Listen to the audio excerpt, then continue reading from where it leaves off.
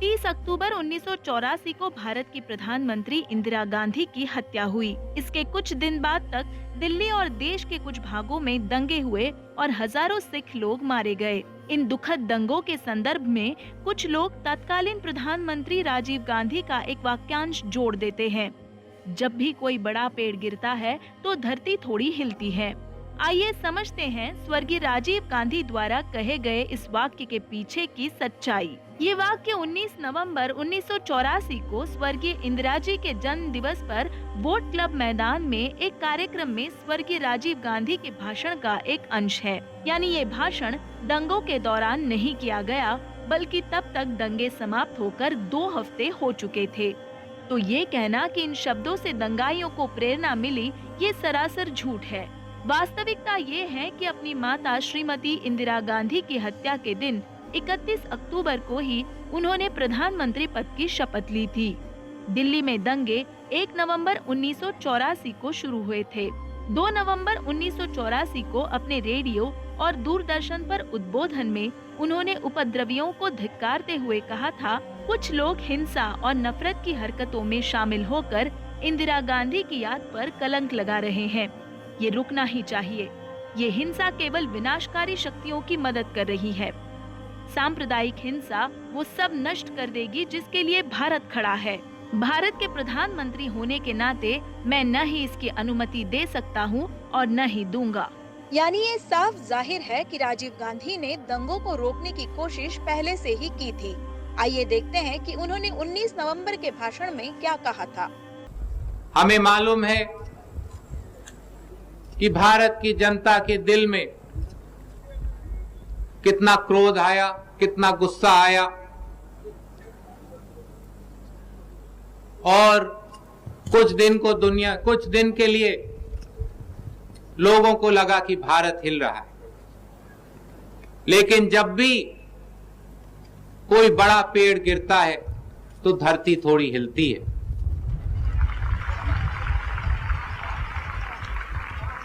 लेकिन उसके बाद जिस तरह से आपने ये खत्म किया, जिस तरह से दोबारा आपकी सहायता से, आपकी शक्ति से देश की एकता बनने लगी है, जिस तरह से हम दोबारा एक होके खड़े हो रहे हैं, पूरी दुनिया देख रही है कि भारत सचमुच में एक पक्का लोकतंत्र बन गया है। पूरी दुनिया देख रही है और समझ रही है कि भारत इतनी आसानी से टूट नहीं सकता है। हम भारत को और मजबूत करेंगे, आगे ले जाएंगे, दुनिया की हर शक्ति का सामना करेंगे। हमें देखना है कि पंडित जी का, इंदिरा जी का, भारत के गरीबों का काम पूरा हो। धन्यवाद। जय हिंद। स्वर्गीय राजीव गांधी का ये भाषण देश में सांप्रदायिक एकता स्थापित करने के लिए और लोकतांत्रिक व्यवस्था को मजबूत बनाने के लिए देश की जनता को धन्यवाद और संभावित चुनौतियों के संदर्भ में था।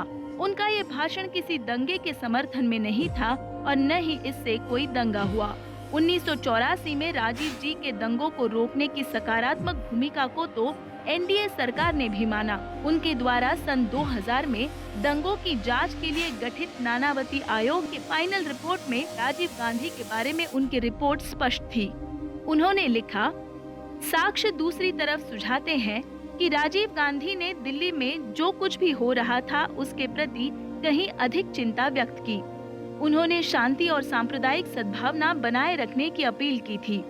उन्होंने पुलिस अधिकारियों को बुलाया और फौरन एक्शन लेने को कहा ताकि कोई भी यदि चाहे तो पुलिस से संपर्क कर सके। बल्कि उन्होंने 1 नवंबर 1984 की रात को दंगा प्रभावित क्षेत्रों का दौरा भी किया था। कहीं पर भी ऐसा कोई साक्ष्य नहीं मिला जो ये सुझाए कि श्री राजीव गांधी ने सिखों पर हमले के लिए भड़काया या संगठित किया। 31 साल पुराने शब्दों को संदर्भ से निकालकर उनका राजनीतिक दुरुपयोग करके राजीव गांधी की देशभक्ति, मानवतावाद और पंथ निरपेक्षता पर सवाल उठाने वाले सिर्फ एक शहीद प्रधानमंत्री की छवि को धूमिल नहीं कर रहे हैं, बल्कि उन सभी देशवासियों का अपमान कर रहे हैं जो भारत की एकता और अखंडता में विश्वास रखते हैं।